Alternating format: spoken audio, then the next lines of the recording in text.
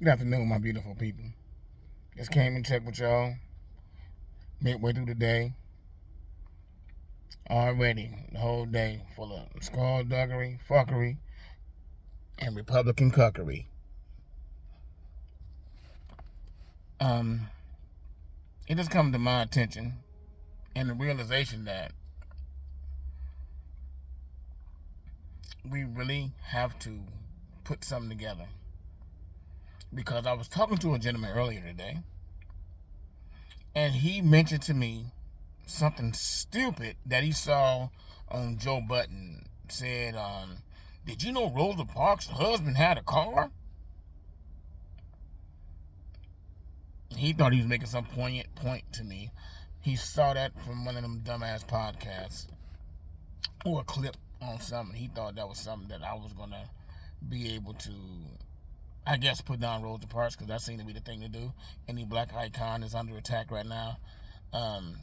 Any black organization, the AKAs, the Masonic Order, any black organization is under attack right now because they don't want you to like them, because they want you to trust them. Anyway, that's another video for another time. So I said, yes. I said, no. I said, I didn't know she had a car, but it really don't matter. If her husband had a whole car lot, that wasn't the point. It was a movement. It was a movement for civil rights, for equality. Why should I pay the same fare as somebody else, except I'm relegated to the back of the bus?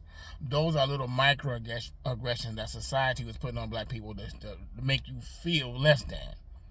To the most humiliating part of, if there's no other seats in the front, you can sit there if nobody else sitting there. But as soon as a white person comes, you have to, by law, give up your seat to let them sit down. How long do you think you can live like that?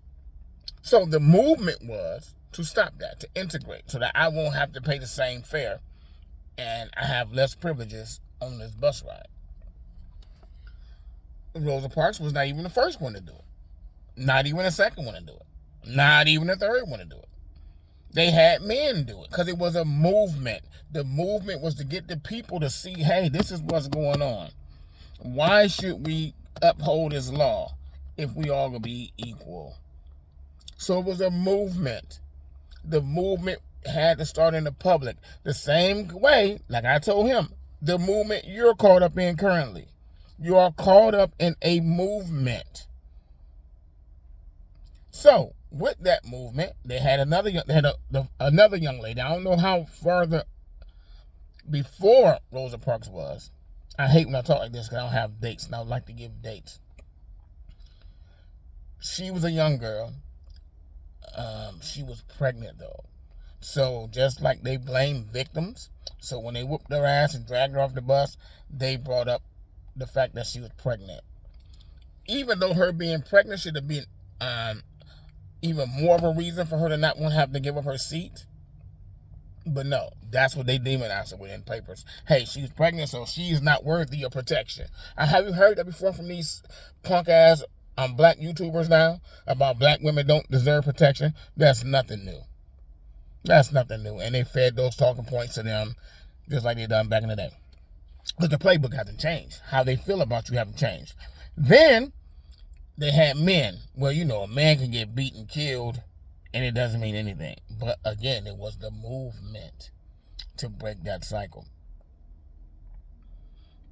And just like the counter, the Woolworth lunch counter, the sit-ins, people, the movement was, before you go in there,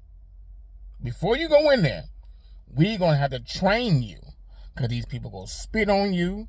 These people are going to hit you, and you have to remain stoic. You have to remain nonviolent, because getting spit on and hit, but they done that for us so that we can be able to have freedoms that we enjoy today, that we are quickly losing, and people are ushering it in that look just like you and me.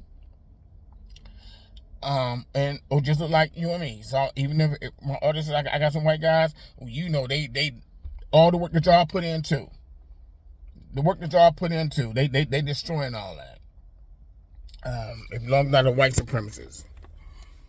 So the movement was for equality, and we are losing that. We are losing that because they're caught up in the movement now. Now the movement is the dumber you are, the smarter you are. You can sit behind your computer and be smarter than the person who went to school and learned something their entire life to be proficient in the subject. You can know nothing about it and say you're an expert. I've seen dumbass Piers Morgan, who's known for nothing except for being a television producer, arguing, trying to make a point with Neil deGrasse Tyson, an astrophysicist who's been there his entire life. His entire life. And you think that you on equal footing with this guy, where y'all can have conversation, and you want him to disprove your dumbass points that doesn't even correlate. So that's where we are. Anyway, it's a movement. It was a movement then. It's a movement now. The red pillars, I knew them. I didn't know exactly what it was about them, but I knew it was just a dumbass shit they were saying. Because the whole thing was about, we're right. As men, we're right. Man, come on, man. Come on. Women are too emotional. Every war has been started by a man. The women, she done started a war a long time ago. Yeah, but so far she hasn't. All of them been started by men. And the ones who saying about being emotional are the most emotionally charged men I've ever seen. Get mad about everything. You stay angry. Like anger is not an emotion. Anyway, just want to drop that on you and tell my little idiot friend, trying to get him to know that he's caught up in a movement.